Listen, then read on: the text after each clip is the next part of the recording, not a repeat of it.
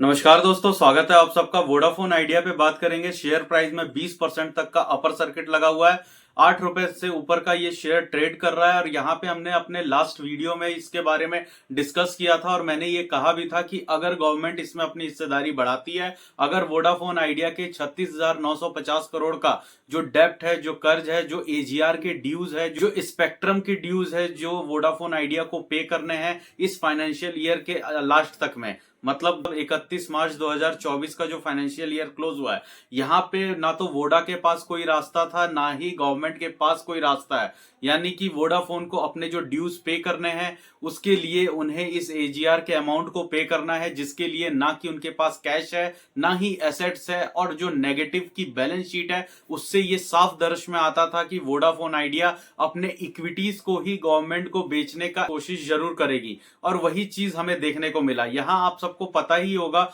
कि Vodafone idea ने अपने 36,950 करोड़ के एजीआर ड्यूज को पे किया है बाई इक्विटी इन्फ्यूज करके। इक्विटी के फॉर्म में किया है, नए शेयर्स को इवेल्युएट किया गया है। जो नए शेयर्स होंगे, जो कि वोडाफोन आइडिया के अभी तक के कुल शेयर्स में जितने भी शेयर लिस्टेड है, जो कि 6,000 करोड़ इक्विटी शेयर्स पर शेयर के आसपास लिस्टेड है, उनमें 3,695 करोड़ नए इक्विटी शेयर जुड़ गए हैं और ये सारे ही शेयर गवर्नमेंट ऑफ इंडिया के पास रहेंगे, जो कि इसके अंदर सबसे बड़ी प्रमोटर है। 22.6% अप्रोक्स के आसपास का इस वक्त गवर्नमेंट ऑफ इंडिया के पास स्टेक है। यहां पे 1 महीने का समय लगेगा, जहां पे सेबी इन नए शेयरों को जारी करेगी। 10 रुपए पर शेयर के फेस वैल्यू पे ये शेयर जारी होंगे, जहां पे इन शेयर की पर कॉस्ट, जो कि गवर्नमेंट ऑफ इंडिया ने इनके ड्यूज को जो माफ किया है उस पे जो पर शेयर का कॉस्ट रखा है वो 9 रुपए 99 पैसे के आसपास ही पड़ रहा है। मतलब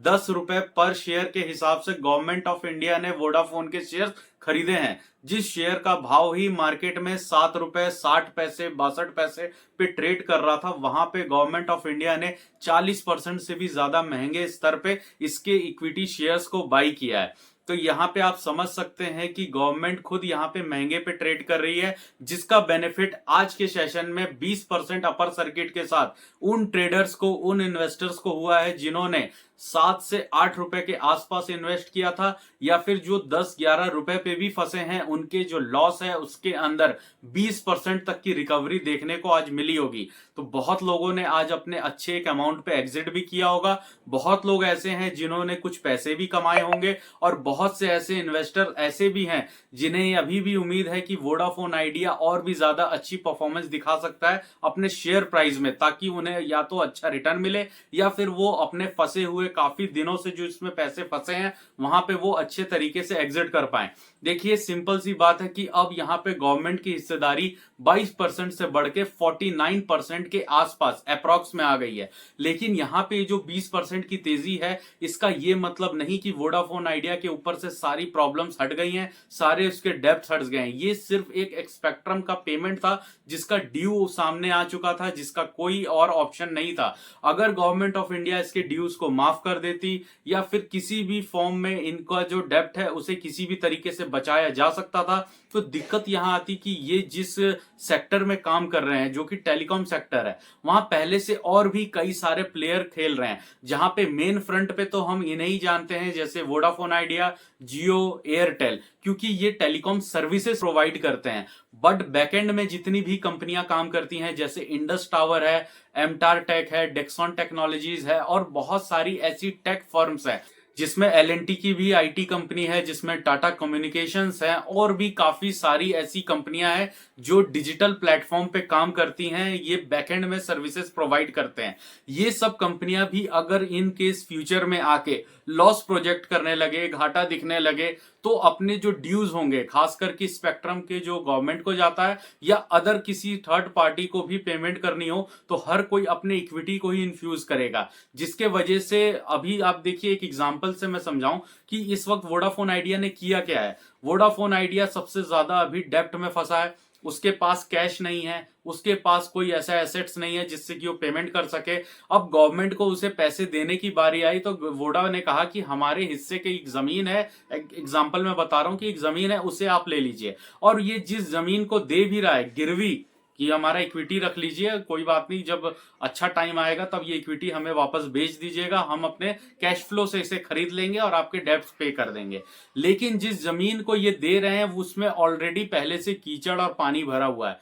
मतलब यही कि जिस इक्विटीज को इन्होंने दिया है उसकी मार्केट में वैल्यू 8 रुपए है, जिसे गवर्नमेंट ने 10 रुपए में खरीदा है, और आने वाले समय में कब जाके ये कंपनी कैश पॉजिटिव होगी, अच्छे प्रॉफिट्स बनाएगी, ये काफी ज्यादा मुश्किल होगा। क्योंकि यहाँ पे इनका पर क्वार्टर ही 6,600 करोड़ रुपए के आसपास का पर क्वार्टर नेगेटिव रिटर्न आ रहा है, जिसमें इनका रेवेन्यू एज इट इज पिछले 2-3 सालों से बना हुआ है। अब यहाँ पे प्रॉब्लम ये आ रही है कि आने वाले 2-3 साल में अगर वोडाफोन आइडिया अपने प्रॉफिट्स में आता है, चाहे अपने लॉसेस को भी नॉर्मल करता है, तब तक आने वाले 2 से 3 साल में नए स्पेक्ट्रम का जो अमाउंट है वो बढ़ जाएगा। जो स्पेक्ट्रम के अलावा बाकी के इनके ऊपर डेब्ट्स है जो कि 1,70,000 करोड़ रुपए के आसपास है, इन डेब्ट्स का भी इंटरेस्ट बढ़ने लगेगा। और अगर इसी तरह गवर्नमेंट ऑफ इंडिया इसके जो डेब्ट्स हैं इसको इक्विटी के फॉर्म में चेंज करते रही, तो आने वाले 2 से 3 सालों में अगर इसी तरीके से फिर से इक्विटी का इन्फ्यूजन होता है, तो यहाँ पे जो गवर्नमेंट ऑफ इंडिया ऑलमोस्ट 49% के आसपास की हिस्सेदारी हो चुकी है,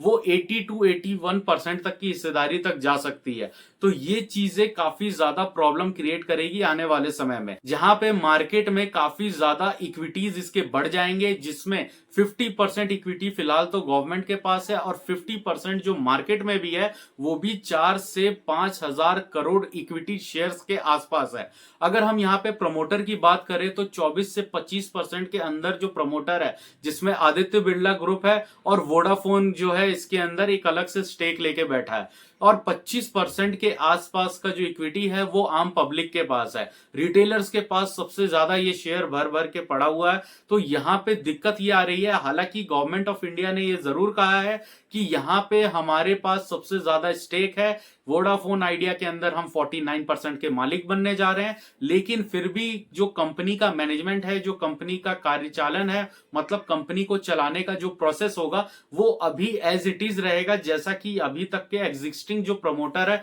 वो मैनेजमेंट को जिस तरीके से चला रहे थे। इसमें गवर्नमेंट का कोई भी इंटरफेरेंस नहीं होगा। मतलब आदित्य बिरला ग्रुप और वोडाफोन के जो ज्वाइंट वेंचर से ये कंपनी अभी तक चल रही थी, जिस तरीके से मैनेजमेंट चल रहा था, जो डिसीजंस, जो प्रपोजल्स दिए जा रहे थे, वो अभी भी एज इट इज रहेगा। गवर्नमेंट यहाँ पे बड़ी हिस्सेदारी होने के बाद भी इस कंपनी में इंटरफेयर नहीं करेगी। तो इस चीजों को इसीलिए रखा गया है ताकि आने वाले समय में कल को जियो, एयरटेल या अदर कोई भी कंपनी अगर लॉस प्रोजेक्ट करती है तो वो पेमेंट ना करके अपने ही इक्विटीज उन्हें देती जाए गवर्नमेंट को। तो यहाँ पे कहने का यही मतलब है कि ये तो सिर्फ पेपर से अपने डेब्ट को हटाना या डेब्ट को कम करके दिखाने का एक मात्र साइडलाइन प्रोसीजर है। मतलब एक कहते हैं ना कि किसी लूप होल का इस्तेमाल इन्होंने कर लिया। लेकिन अगर इसी तरीके से किया जाए तो आप खुद सोचिए कि आपके इन्वेस्ट किए गए कंपनी में पर्टिकुलर शेयर की जो वैल्यू है, जो उसकी स्ट्रेंथ है, वो क्वालिटी जो है वो गिरती जा रही है। क्योंकि ज्यादा से ज्यादा लिक्विडिटी मार्केट में रहेगी तो उस शेयर के जो वैल्यू है,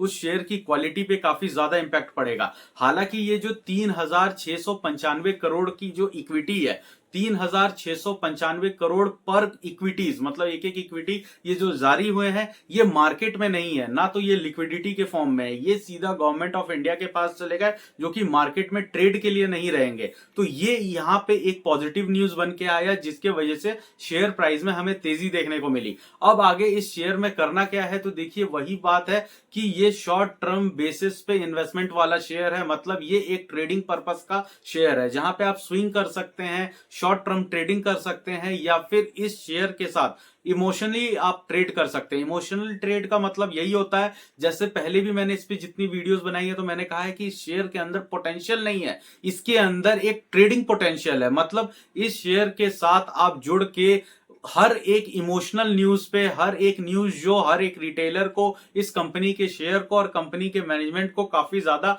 इंपैक्ट करता है कि अच्छा आज वोडाफोन की तरफ से एक अच्छी न्यूज आई है, मतलब कल शेयर चलेगा। आज वोडाफोन को किसी बहुत बड़े ब्रोकरेज फर्म ने नेगेटिव रिटर्न दिया है तो ये शेयर कल नहीं चलेगा। आज वोडाफोन को गवर्नमेंट ऑफ इंडिया की तरफ से सपोर्ट नहीं मिला या कोर्ट ने इसके एजीआर ड्यूज को, जैसे कि इसी एजीआर ड्यूज को कोर्ट ने नेग्लेक्ट कर दिया था, साइडलाइन किया कि आपको पेमेंट करना ही पड़ेगा, क्योंकि अगर आप पेमेंट नहीं करेंगे तो बहुत सारी ऐसी कंपनियां हैं वो भी कहेंगे कि हम भी पेमेंट नहीं करेंगे। तो इन सब चीजों तब वोडाफोन के अंदर हमने 15 से 18% तक का लोअर सर्किट देखा था। आज हम यही चीज देख रहे हैं कि गवर्नमेंट ऑफ इंडिया इसके जो डेब्ट्स हैं उसको इक्विटी के फॉर्म पे मान गई है, तो अब हम इसके अंदर 20% का अपर सर्किट देख रहे हैं। फिर कल या परसों तक कोई एक नया ब्रोकरेज फर्म आएगा, बहुत बड़े ब्रोकरेज कोई आएंगे, जैसे कि पहले भी गोल्डमैन सैक्स ने इस पे ₹2.40 तक का डाउनग्रेड दिया था कि इस शेयर की जो वैल्यू है वो ₹2.40 तक है, क्योंकि इसका जो ईपीएस है वो माइनस में ट्रेड कर रहा है, मतलब नेगेटिव रिटर्न दे रहा है।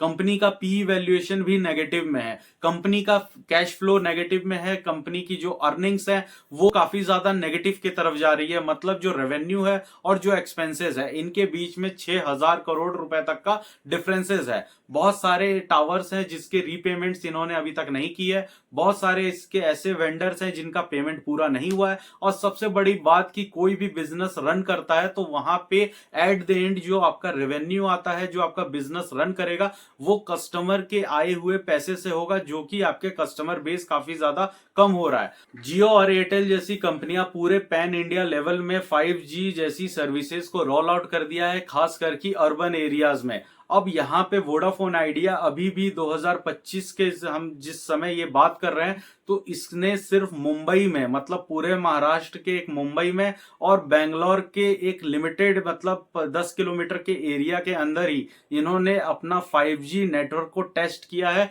और टेम्पररी कंडीशंस पे मार्केट में लेके आए हैं, मतलब इसके हम टेस्टिंग फेज में है। तो ये बहुत ही पीछे की तरफ से चल रहे हैं। वैसे भी इस शेयर में बहुत सारे व्यूअर्स का, बहुत सारे इन्वेस्टर का अपना पॉइंट ऑफ व्यू हो सकता है, लेकिन फिर भी आप एक इमोशन बेस को साइड में रखें और टेक्निकली आप इसमें देखें तो काफी ज्यादा प्रॉब्लम्स के साथ ये पर्टिकुलर कंपनी, ये पर्टिकुलर शेयर चल रहा है। एक छोटा सा पॉइंट यही कहूंगा कि अगर वोडाफोन आइडिया की जो करंट फाइनेंशियल सिचुएशन है, जो इसके करंट शेयर प्राइस की दिक्कत है, मैनेजमेंट की दिक्कत है और इक्विटी शेयर इतने ज्यादा इन्फ्यूज हुए पड़े हैं मार्केट में, अगर आप सिर्फ एक चीज सोच के देखिए कि ये पर्टिकुलर बिजनेस, ये पर्टिकुलर जो शेयर है, अगर ये टेलीकॉम बिजनेस में नहीं होता, अगर ये सर्विस प्रोवाइडर नहीं होता और जियो एयरटेल के बाद अगर ये तीसरी बड़ी कंपनी नहीं होती, तो क्या वोडाफोन आइडिया के लिए सरकार भी इतनी ज्यादा हेल्प करती, उसके डेब्ट्स को इक्विटी में कन्वर्ट करते? अगर ये कोई अदर प्राइवेट फर्म होता जो कि किसी और सेक्टर से रिलेटेड है, जहां और भी ज्यादा प्लेयर है,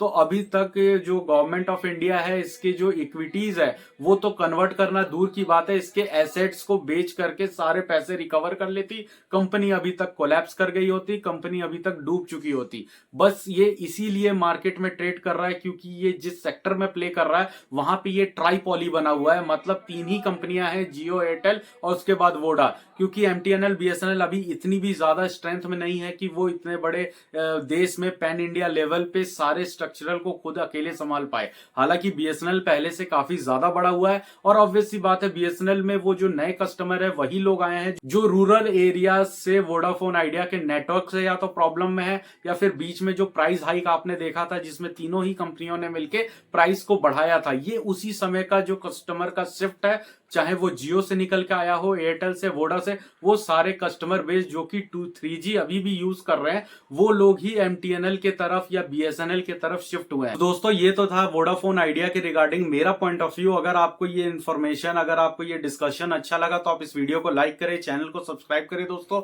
मिलते हैं अगले वीडियो में और भी इन्फॉर्मेशन के साथ। नमस्कार।